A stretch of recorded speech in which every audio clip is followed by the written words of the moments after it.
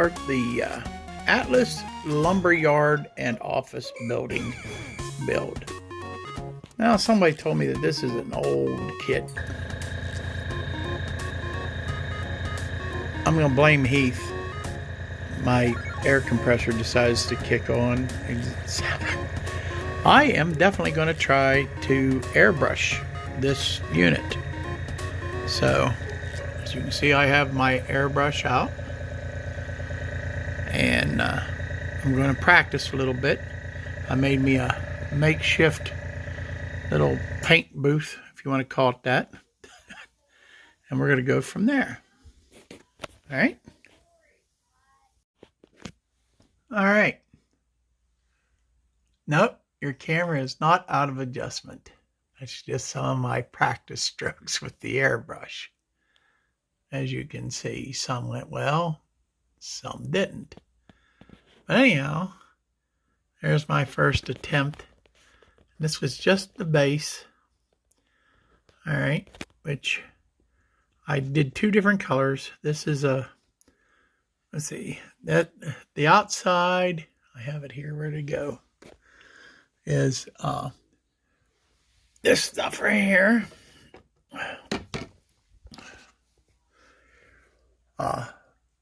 Vallejo Model Air light brown. It's Marion Calero light brown. All right, and the inside is Microlux airbrush paint, aged concrete, which is what I tried to simulate right here. So, and that was just the base. Now, my experience with airbrushing needs some polishing. That's all I got to say. I spent most of the day trying to figure out how to put my airbrush back together. So, after a video and consulting Robert Johnson, I got it back together. Got it cleaned up. I'll go back together. And I will save it for another day to do some more airbrushing. So far for this one to start with. Uh-oh. New development. Going through the parts, I'm missing a part.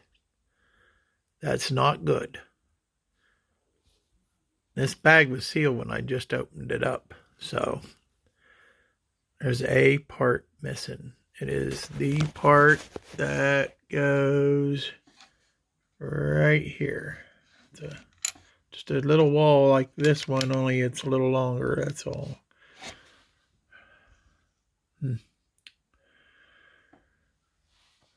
Might have to get into doing some odd engineering.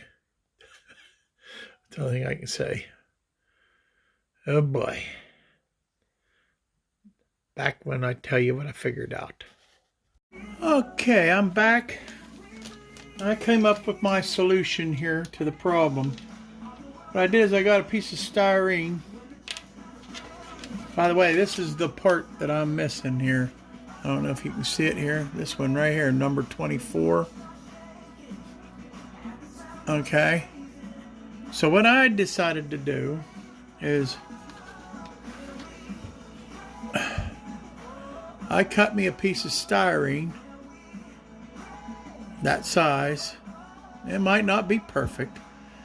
And then I had another piece that was just about the right size, and I used this as comparison. I don't know if you can see it. Yeah. The other thing I need to do now is I'm letting the glue dry. And I'm going to snip off the ends here, and then I'm going to try it in on the base. Be right back. Okay. As you can see, I've been a little bit busy here. Let me show you here. Let me get something to point with here. I painted this stuff up. I went and got some darker gray and painted the border darker gray. I don't know if you can see that in there or not. Yeah, it sets it off a little. I just trying to set it off a little so it wouldn't be so much gray. And I painted the bottom bases a darker gray, okay, for this platform. And I glued it all, got finished gluing it all in. I also took some touch up, and I don't know if you can see that or not. I painted the tools that were hanging on the side there. They're molded in, and I thought, well, that looks kind of rinky-dink, so I figured I'd paint them up a little bit and try to make it look a little bit more realistic. If you get right up on close of it, the paint job ain't the greatest, but you know, hey, I'm old. Give me a break. I'm old. I got shaky hands. So this is going to be the end of part 1, okay, of this build.